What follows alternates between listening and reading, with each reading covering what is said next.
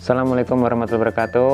Hari ini saya coba ingin men-sharingkan kepada semua yang melihat di YouTube Koji TV ini untuk mengetahui apa sih mioma uteri itu, karena banyak sekali pertanyaan yang DM ke Instagram saya bahwa apa sih mioma uteri itu, maka saya akan coba untuk menjelaskan secara ringkas dan mudah dimengerti. Jadi mioma uteri itu berarti kita akan berbicara di area rahim.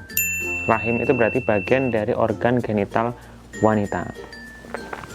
Selama memiliki rahim, maka potensi untuk terjadi mioma uteri ada. Tetapi mioma uteri itu adalah sejenis tumor jinak yang berkembang dari otot-otot yang ada di dalam rahim. Sehingga pembagiannya ada beberapa macam. Ada yang namanya mioma uteri subserosa yang di luar, intramural yang berada di dalam tengah-tengah. Ada yang di submukosum atau di bagian dalam. Nah, itulah tipe-tipe tempat yang secara umum ada di mioma uteri.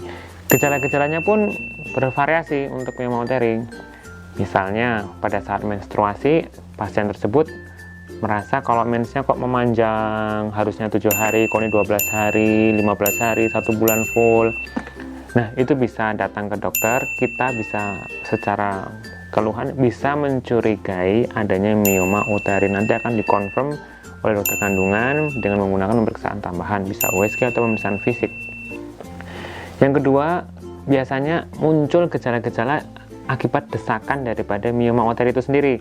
Contohnya, yang pertama, kalau desakannya ke depan, besar, ukurannya besar, lebih dari 5 cm, dia akan besar mendesak ke depan, maka bagian depan rahim itu adalah tempat pipis atau kandung kencing.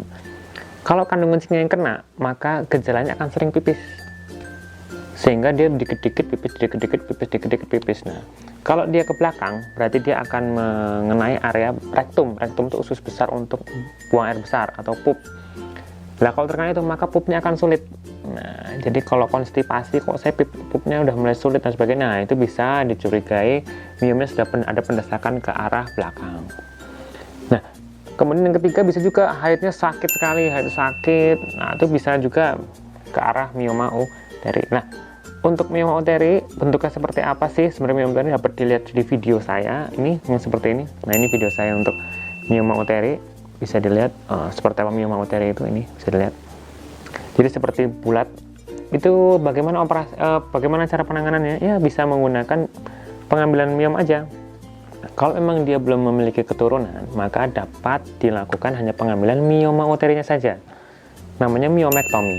Tetapi jika miomnya besar dan dia sudah cukup anaknya, maka biasanya rahimnya juga akan ikut diangkat. Karena biasanya kalau sudah besar, maka keterlibatan jaringan yang sehat untuk rahimnya itu sudah kecil. Sehingga kalau itu diangkat semua, lebih baik daripada menyisakan kalau sudah cukup anak dan tidak membutuhkan fungsi reproduksinya kembali. Lalu apakah mioma uteri itu ganas?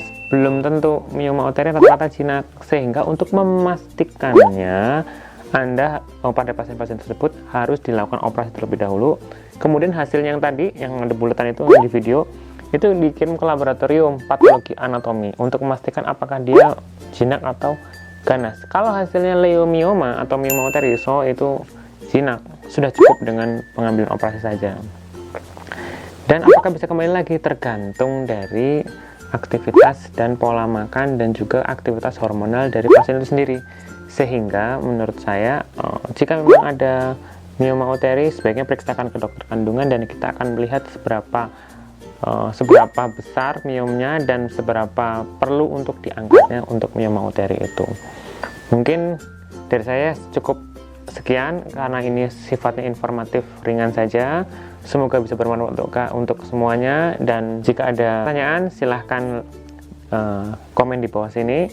Terima kasih atas perhatiannya. Sampai jumpa kembali. Wassalamualaikum warahmatullahi wabarakatuh.